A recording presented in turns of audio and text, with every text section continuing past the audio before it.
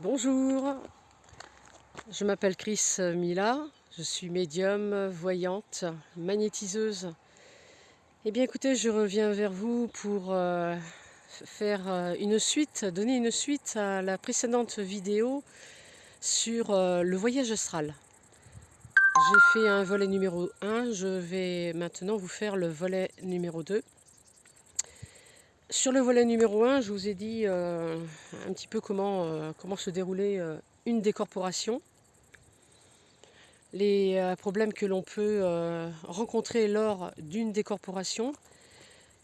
Et là, je vais vous expliquer pourquoi on fait une décorporation astrale et dans quel but on la fait et ce que l'on peut en tirer. Voilà. Donc, ce que l'on peut en tirer, on peut en tirer beaucoup de choses de faire une décorporation astrale, comme par exemple pouvoir faire des rencontres très intéressantes de l'autre côté, si tant est que l'on fait le fameux test de, excusez-moi pour la main, du fameux ADN dans les yeux. Il faut regarder donc la pupille des yeux et voir un petit peu si la personne, si l'entité est positive ou négative. Donc en regardant les yeux, on peut savoir. Il faut demander à l'entité de se présenter sous sa forme originelle. Elle ne peut pas refuser puisque c'est une loi universelle.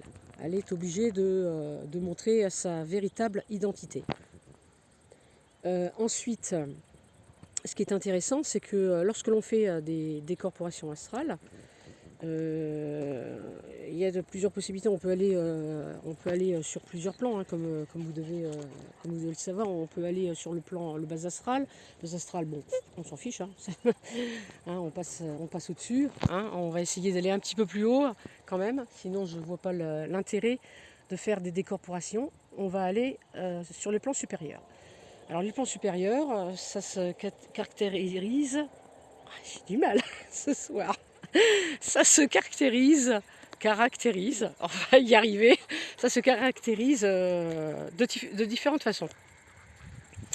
On va donc sur le plan, on peut aller sur le plan mental. Dans l'astral, on peut aller sur le plan mental.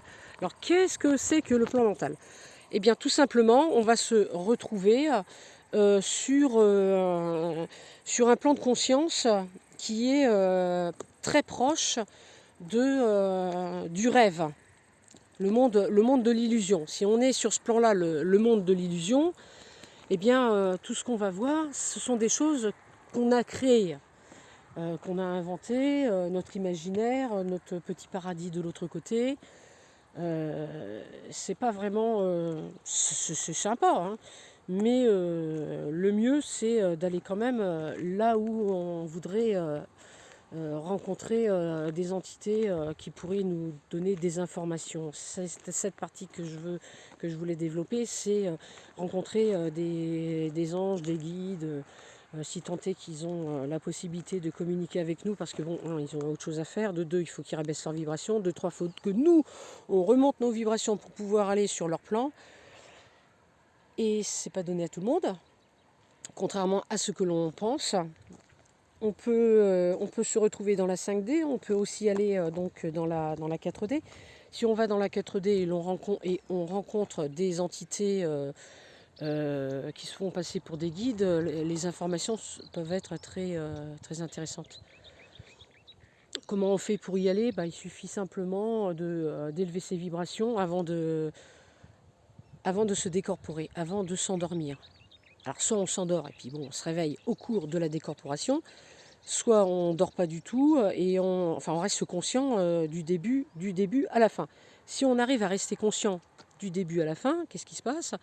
Eh bien, c'est fort possible que là, on puisse garder sa vibration positive, ses intentions, son rayonnement, pouvoir bien rayonner et attirer à soi les bonnes entités et pouvoir faire des échanges très intéressants.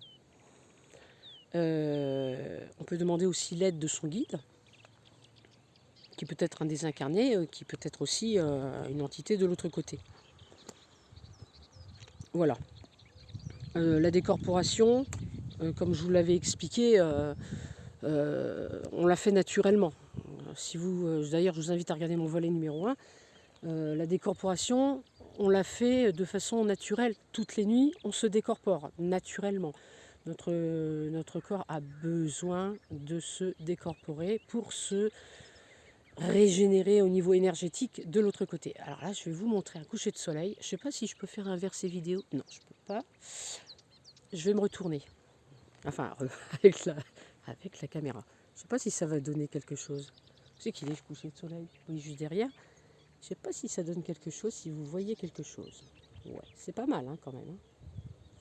Ça donne mieux de mon côté que de l'autre côté.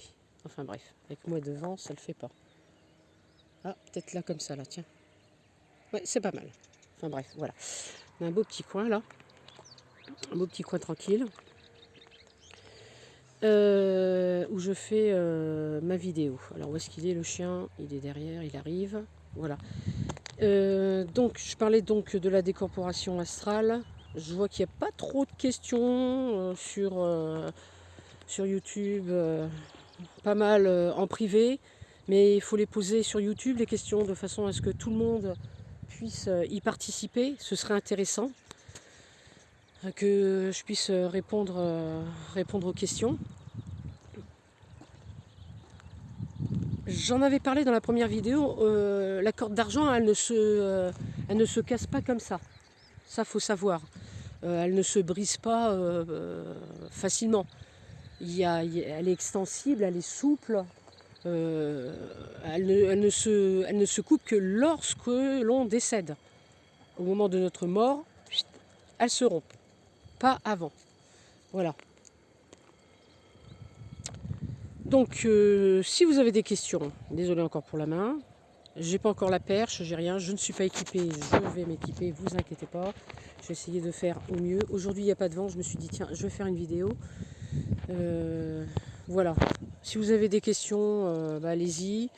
Si vous avez aimé la vidéo, likez, allez-y, pouce, abonnez-vous. Comme ça, vous aurez la suite de mes vidéos. Je vous dis à bientôt.